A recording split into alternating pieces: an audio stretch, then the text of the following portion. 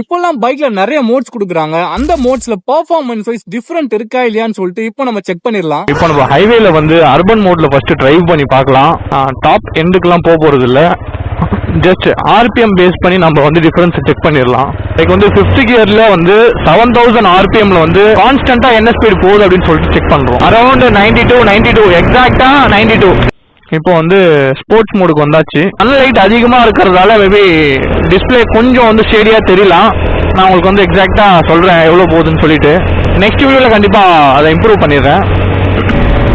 7000 ஆர்பிஎம்ல 93. Sports மோடுக்கும் urban மோடுக்கும் RPM வித்தியாசத்துல ஒண்ணுமே difference இல்ல.